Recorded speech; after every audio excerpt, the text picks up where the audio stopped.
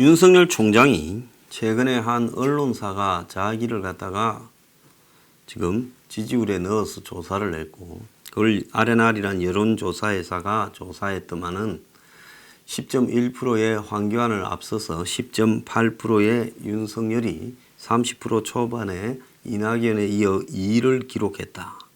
그래가지고 이 보도를 했습니다. 그래서 제가 금요일 날 일부러 이 부분을 강조해서 하지 않았고 주말에 조금 다뤘습니다. 왜? 저는 이것이 조금 의도가 있다라고 봤습니다.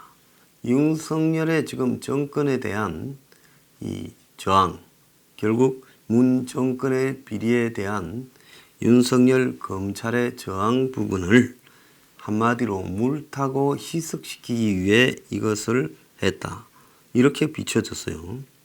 자, 윤 총장은 세계일보 여론조사 결과를 보고받은 뒤 검찰총장이 여론조사에 등장하는 것이 부적절하다라고 입장을 밝혔고, 그래서 대검은 지금 세계일보사 측에 내용을 삭제해달라고 요청을 했지만 세계일보는 이미 실시한 여론조사는 삭제하기 어렵다라는 입장을 밝히자 이후의 여론조사에서는 윤 총장을 대선 후보에 넣어서 조사하지 마라 이랬다는 겁니다. 자, 본인은 지금 정치에 관심이 없다라는 말을 분명히 하고 있고요. 자, 그런데 진중권 씨가 자기 페이스북에 추미애 법무장관님, 행여 이분이 대통령 되면 너희들 다 죽음입니다. 이분이 출마한다고 하면 바로 1위가 될 건데, 그런데 정치할 분이 아니다 이렇게 올렸어요. 자, 그럼 뭐 이렇게 말할 필요도 없지요. 옛날에 양정철이가 윤석열 총장에 대해서 정치하라고 권유했다라는 이야기도 있었습니다. 자, 그래서 많은 사람들은 이 부분을 환영을 하면서 반갑듯이 이랬지만 저는 사실은 이것이 윤석열을 코너로 몰고 또 그러지 않아도 검찰에 대한 옹호에 소극적이고 혹시 윤석열이 정치하지 않을까 해서 신경이 곤두선 검찰 성배 황교안이 오히려 그 한국당을 데리고 윤석열을 옹호하고 또 윤석열의 방패막이가 되기보다는 오히려 윤석열이 빨리 문에 의해서 제거되어 버렸으면 좋겠다. 이런 생각을 하고 있는 게 아닌가 하는 의심이 들었어요. 그는 1월 22일 날 있었던 황교안의 신년 기자회견에서 여실히 드러났지요. 딱 검찰에 관계되는 것은 두 줄에 지나지 않았습니다. 21일 날 검찰의 직제 사무기구 개편에 대한 대통령 명령을 21일 국무회의에서 의결을 했고 또 검찰 인사를 23일 날 발표한다고 예정이 되어 있었는데 설 연휴를 앞두고요. 그런데 22일 날 윤석열이 기자회견을 하면서 검찰은 슬쩍 언급하고 넘어가고는 주 핵심을 이 개헌에 담았습니다. 이원집정부제 개헌을 제안하고 영수회담을 제안했죠. 그러다가 23일 날 안철수가 검찰에 대한 대응문을 발표하고 황교안의 기자회견한 내용이 코너에 몰리자 24일 날 연휴 기간 첫날 긴급 기자회견이라고 이 우스꽝스러운 검찰에 대한 문 정권의 태도를 규탄하는 성명을 발표했습니다. 그래서 이런 박지원이 이런 문 정권의 의도 부분에 대해서 한마디를 했습니다.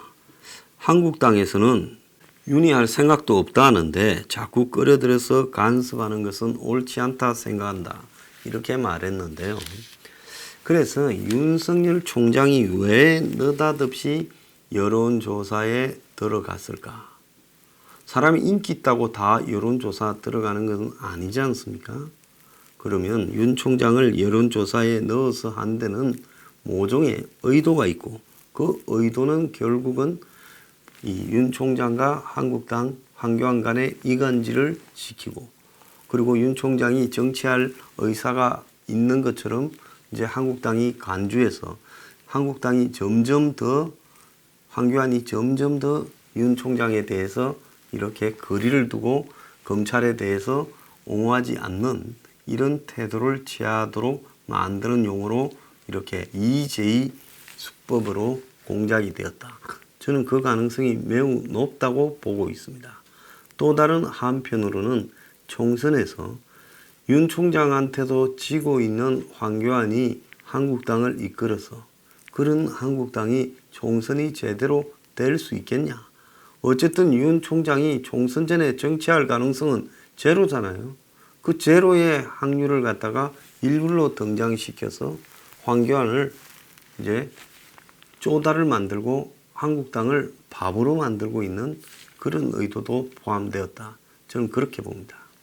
자, 그런데 윤석열을 저렇게 만드는 것은 이 정권입니다. 세상에 조국만이 검찰 개혁을 할 수 있다. 만약에 그런 나라가 있다면 그런 나라는 뭔가가 크게 잘못된 거죠. 특정한 개인이 검찰 개혁을 할 수 있는 게 아니라 검찰 개혁을 필요로 하는 국민의 의사가 누적이 되어서 쌓이고 그것이 국회에 반영이 되고 그러면서 이제 검찰 개혁이 법제화를 통해서 되는 것이지. 그래서 대통령이라는 사람이 직접 달라들어서 검찰 성찰하라고 말을 하면 됩니까? 진짜 검찰을 그렇게 할 필요가 있다면 국회에서부터 국민들의 의견이 자연스럽게 모이도록 해야지. 검찰이 왜 하필 그 타이밍에 하라 그럽니까? 검찰에요. 왜 그러면 집권하자 말자 그렇게 중요한 검찰 개혁을 목을 내걸고 있는 검찰 개혁을 그것부터 하고 적폐청산을 하는 것이 순서였지 않습니까? 근데 지금 자신들이 성찰하라 하고 검찰이 적폐다라고 하고 반성하라고 하는 그 검찰을 데리고 왜 적폐청산을 합니까? 과거에 진죄가 많으니까 더 말을 잘 듣는 똥개가 될 거라고 생각하고 그랬습니까? 그것부터 말을 안 되는 거 아닙니까? 그 다음에 어떻게 지금 이 사건에 연루되어 구속되거나 깜빵 가야도 시원찮을 최강욱이나 또 이광철이나 이런 사람들을 놔놓고 민정수석실이나 그리고 공직기강 비서관에 그들을 통해서 검찰 인사를 합니까? 또 더 나아가서 황운하 같은 경우에는 민주당에서 후보 자격이 적격이라고 했습니다. 황운하가 적격이면 도대체 누가 부적격이어야 됩니까? 어떤 범죄를 저질러야 후보로서 부적격이 됩니까? 그리고 임종석이는 결정타인데 30일 날 조사를 받으러 가면서 저는 검찰이 더 반듯하고 단정했으면 좋겠다. 아니 무슨 놈의 임종석은 검찰이 여학생입니까? 반듯하고 단정하게요? 오늘날 왜 손에서 물이 빠져나가듯 검찰에 대한 국민의 신뢰가 사라져 있는지 돌아봤으면 좋겠다고 도둑놈이 경찰서 앞에서 야이 경찰 도둑놈들하고 훈계하는 거하고 똑같은 짓거리를 했습니다. 죄를 짓고 출두하는 놈이 사법기관을 협박하고 조롱을 합니다. 자, 이런 짓거리를 하고 있으니까요. 윤석열이 조사에서 2등이 되는 겁니다. 아마 본인이 하지 말라고 해서 이제 더 안 잡힐지 모르지만은 내가 좀 적극적인 의지를 갖고 있다라고 피력을 할 수도 없겠지만 어쨌든 그런 거를 윤 주변에서 누군가가 조성해 간다면 아마 이것보다도 훨씬 더 나올 가능성이 있을 겁니다. 한때 윤석열을 비판했던 사람들조차 저 포함해서 왜 윤석열 검찰을 옹호하는지 한번 생각해 볼 필요가 있다고 저는 보고 있습니다.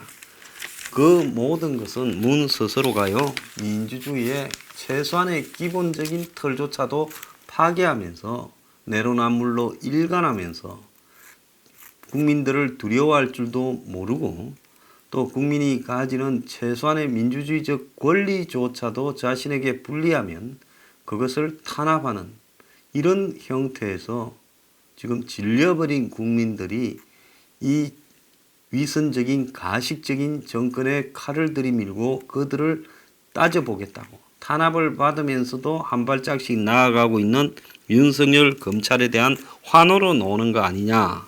이렇게 지금 보입니다. 마치 이들은 이제 문재인이 이야기를 했지요. 지난 금요일 날요.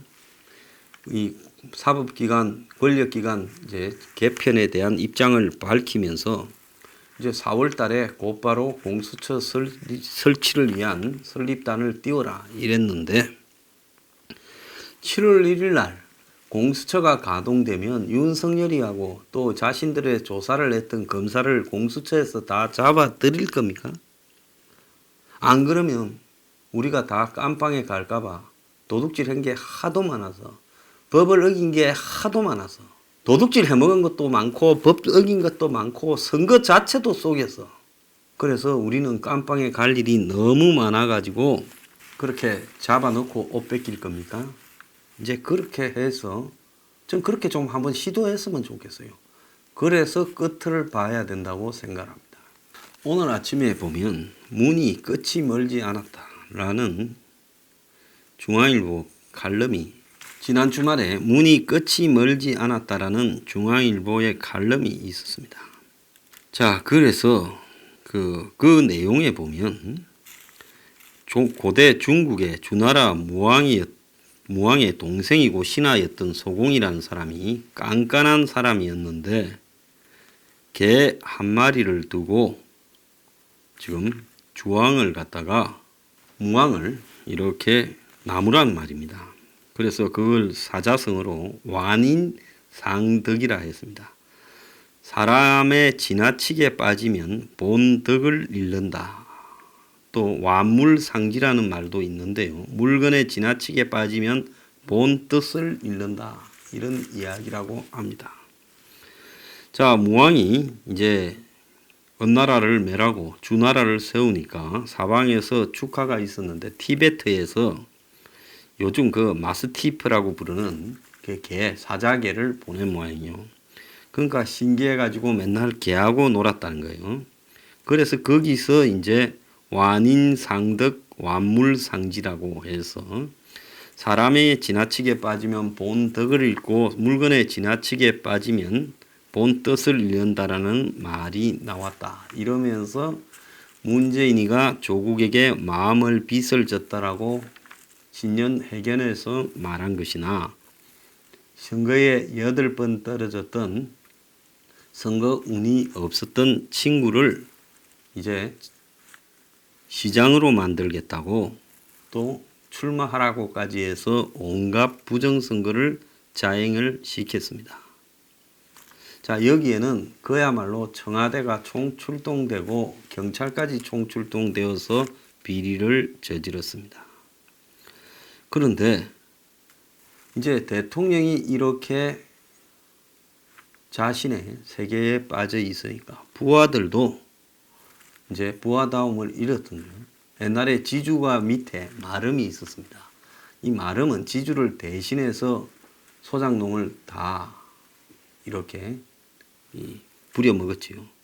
근데 부하다움을 잃은 마름들이 주인 행세를 했고 출석 요구도 무시했고 영장 집행도 거부했고 심지어 대통령이 빚진 조국의 아들 입시 도우미까지 했다. 최강욱이 하는 말이겠죠. 그래놓고는 기소되자 검찰 쿠데타 운운하는 말까지 했고 선거 공작에 대한 검찰 수사가 계속되자 추미애를 앉혀가지고 검찰총장을 윤뚜기로 만들어버렸습니다. 자, 이거는 그야 뻔뻔하기가 이렇게 뻔뻔할 수가 없는 거지요. 그런데 이성윤이나 심재철이 같이 이 자리에 차지를 했던 검사들이 이제 하도 꼴사납게 놀다가 후배들한테 검사로서 본분이 뭔지 생각해봐라고 이제 말로 얻어맞았습니다. 이거는 상식의 문제고요. 뭐 어떤 대립의 문제도 아니고 이런 행정부나 정권이 오래 갈 수 없다. 그래서 공휴일개라는 말을 썼습니다. 거기는 뭔가 하면 큰 산을 쌓는 데는 한 삼태기의 흙이 모지라도 무너질 수밖에 없다. 자, 중앙일보의 이훈범 대기자 글인데요. 잘 쓴 글이라고 보고 있습니다. 자, 이들이 지금 죽을 묘자리를 찾고 있다고 저는 보고 있습니다. 그 묘자리가 한 군데는 윤석열이고 한 군데는 우한폐렴입니다. 이들은요 이제 끝자락에 다가왔습니다. 저들은 아무리 공갈로 협박으로 그야말로 억압을 한다 하더라도 이들은 이제 끝이 다가온 것만큼은 확실합니다.